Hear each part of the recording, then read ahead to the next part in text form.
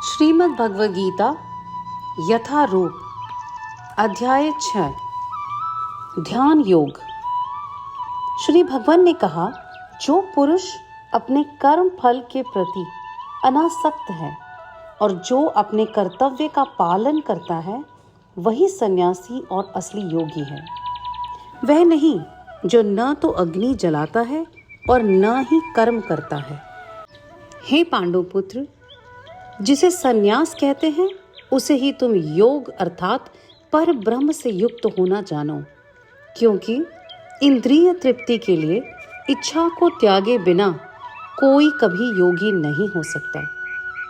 अष्टांग योग के नव साधक के लिए कर्म साधन कहलाता है और योग सिद्ध पुरुष के लिए समस्त भौतिक कार्यकलापों का परित्याग ही साधन कहा जाता है। जब कोई पुरुष समस्त भौतिक इच्छाओं का त्याग करके न तो इंद्रिय तृप्ति के लिए कार्य करता है और न ही सकाम कर्मों में प्रवृत्त होता है, तो वह योगारूढ़ कहलाता है। मनुष्य को चाहिए कि अपने मन की सहायता से अपना उद्धार करे और अपने को नीचे न गिरने दे। यह मन बद्ध जीव का मित्र भी है और शत्रु भी।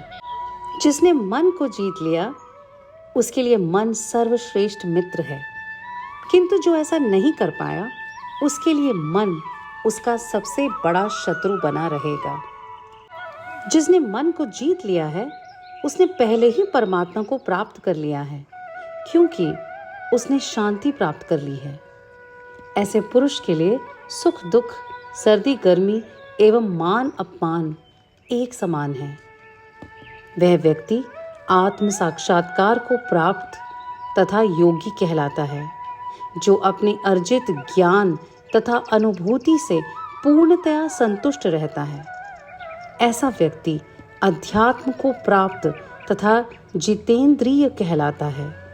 वह सभी वस्तुओं को, चाहे वे कंकड़ हों, पत्थर हों या कि सोना, एक समान देखता है।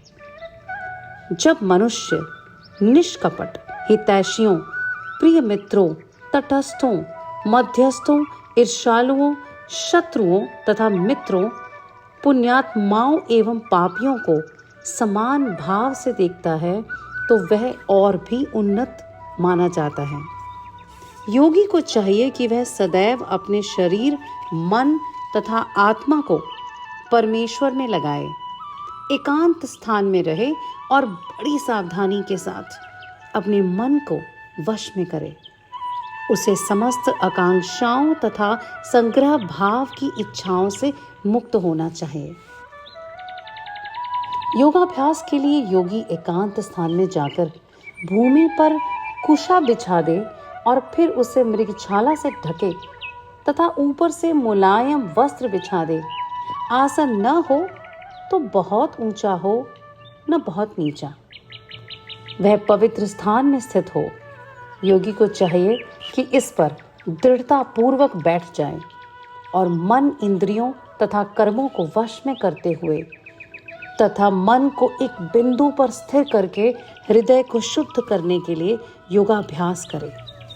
योगाभ्यास करने वाले को चाहिए कि वह अपने शरीर, गर्दन तथा सिर को सीधा रखे और नाक के अगले सिरे पर दृष्टि लगाए। इस प्रकार वह अविचलित तथा दमित मन से, भय रहित विषय जीवन से पूर्णतया मुक्त होकर अपने हृदय में मेरा चिंतन करे और मुझे ही अपना चरम लक्ष्य बनाए। इस प्रकार शरीर, मन तथा कर्म में निरंतर संयम का अभ्यास करते हुए संयमित मन वाले योगी को इस भौतिक अस्तित्व की समाप्ति पर भगवत धाम की प्राप्ति होती है। हे अर्जुन, जो अधिक खाता है या बहुत कम खाता है, जो अधिक सोता है अथवा जो पर्याप्त नहीं सोता, उसे योगी बनने की कोई संभावना नहीं है। जो खाने, सोने, आमोद प्रमोद तथा काम करने की आदतों में नियमित रहता है, वह योगाभ्यास द्वारा समस्त भौतिक क्लेशों को नष्ट कर सकता है। जब योगी योगाभ्यास द्वारा अपने मानसिक कार्यकलापों को वश में कर लेता है और अध्यात्म में स्थित हो जाता है, तब वह योग में सुस्थिर कहा जाता है। जिस प्रकार वायु रहित स्थान में दीपक हिलता डुलता नहीं है, उसी तरह जिस योगी का मन वश में रहता है वह आत्मत्व के ध्यान में सदैव स्थिर रहता है।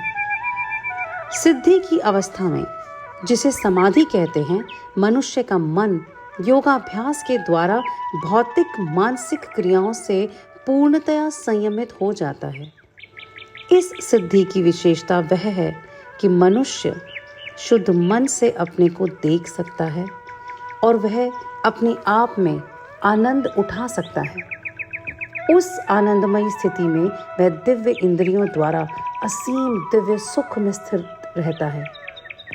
इस प्रकार स्थापित मनुष्य कभी सत्य से विपथ नहीं होता और इस सुख की प्राप्ति हो जाने पर वह इससे बड़ा कोई दूसरा लाभ नहीं मानता। ऐसी स्थिति को पाकर मनुष्य बड़ी से बड़ी कठिनाइयों में भी विचलित नहीं होता। यह निस्संदेह भौतिक संसर्ग से उत्पन्न होने वाले समस्त दुखों से वास्तविक रूप में मुक्ति है।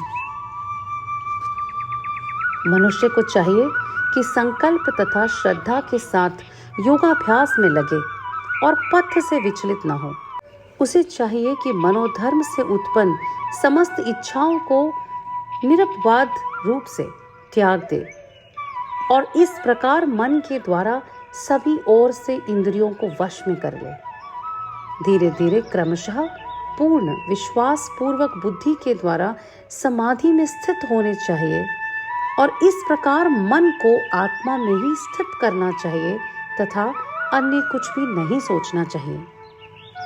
मन अपनी चंचलता तथा अस्थिरता के कारण जहाँ कहीं भी विचरण करता हो, मनुष्य को चाहिए कि उसे वहां से खींचे और अपने वश में लाए।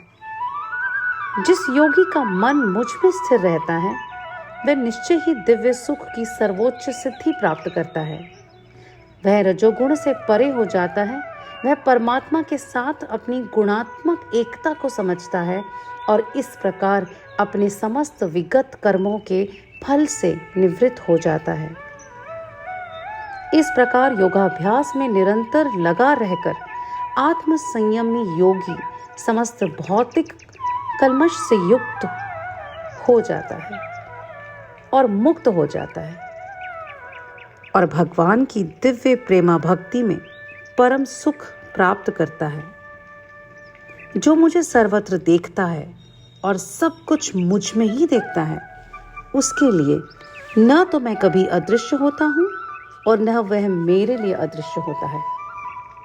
जो योगी मुझे तथा परमात्मा को अभिन्न जानते हुए परमात्मा की भक्ति पूर्वक सेवा करता है, वह इस प्रकार से मुझ में सदैव स्थित रहता है। हे अर्जुन, वह पूर्ण योगी है जो अपनी तुलना से समस्त प्राणियों की उनके सुखों तथा दुखों में वास्तविक समानता का दर्शन करता है। अर्जुन ने कहा, हे मधुसूदन, आपने जिस योग पद्धति का संक्षेप में वर्णन किया है वह मेरे लिए अव्यवहारिक तथा असहनीय है, क्योंकि मन चंचल तथा अस्थिर है। हे कृष्ण, चूंकि मन चंचल, अस्थिर, उच्छृंखल, हठीला तथा अत्यंत बलवान है, अतः मुझे इसे वश में करना वायु को वश में करने से भी अधिक कठिन लगता है। भगवान श्री कृष्ण ने कहा, हे महाबाहु, कुंती पुत्र, निस्संदेह चंचल मन को वश में करना अत्यंत कठिन है, किंतु उपयुक्त अभ्यास द्वारा तथा विरक्ति द्वारा ऐसा संभव है।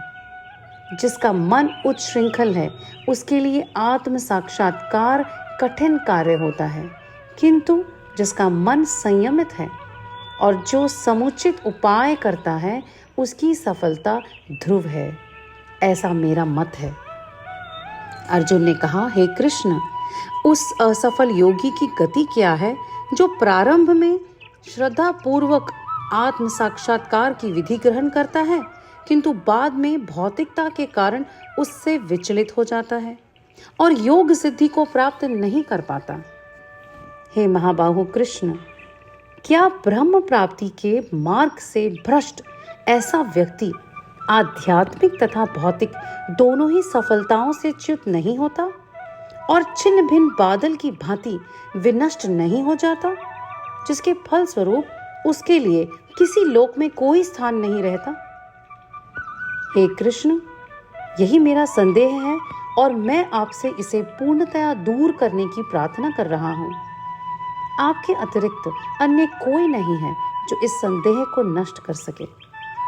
भगवान कृष्ण ने कहा, हे प्रथापुत्र, कल्याण कार्यों में निरत योगी न तो इस लोक में और न ही परलोक में ही विनाश होता है। हे मित्र, भलाई करने वाला कभी बुराई से पराजित नहीं होता। असफल योगी पवित्रात्माओं के लोकों में अनेकानेक वर्षों तक भोग करने के बाद या तो सदाचारी पुरुषों के परिवार में या कि धनवानों के कुल में जन्म लेता है, अथवा यदि दीर्घ काल तक योग करने के बाद असफल रहे तो वह ऐसे योगियों के कुल में जन्म लेता है जो अति बुद्धिमान है। निश्चय ही इस संसार में ऐसा जन्म दुर्लभ है।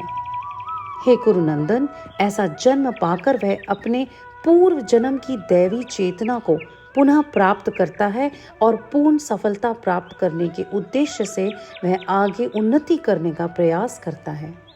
अपने पूर्व जन्म की दैवी चेतना से वह न चाहते हुए भी स्वतः योग के नियमों की ओर आकर्षित होता है। ऐसे जिज्ञासु योगी शास्त्रों के अनुष्ठानों से परे स्थित होता है और जब योगी समस्त क्लेश से शुद्ध होकर सच्ची निष्ठा से आगे प्रगति करने का प्रयास करता है तो अंतोतगत्वा अनेकानेक जन्मों के अभ्यास के पश्चात सिद्धि लाभ करके वह परम गंतव्य को प्राप्त करता है। योगी पुरुष तपस्वी से, ज्ञानी से तथा सकाम कर्मी से बढ़कर होता है। अतः हे अर्जुन, तुम सभी प्रकार के योगी बनो और समस्त योगियों में से जो योगी अत्यंत श्रद्धा पूर्वक मेरे परायण है, अपने अंतःकरण में मेरे विषय में सोचता है और मेरी दिव्य प्रेम भक्ति करता है, वह योग में मुझसे परम अंतरंग रूप में युक्त रहता है और सबों में सर्वोच्च है। यही मेरा मत है। इस प्रकार श्रीमद् भगवद गीता के 6 अध्याय ध्यान योग का भक्ति वेदांत तात्पर्य पूर्ण हुआ। धन्यवाद।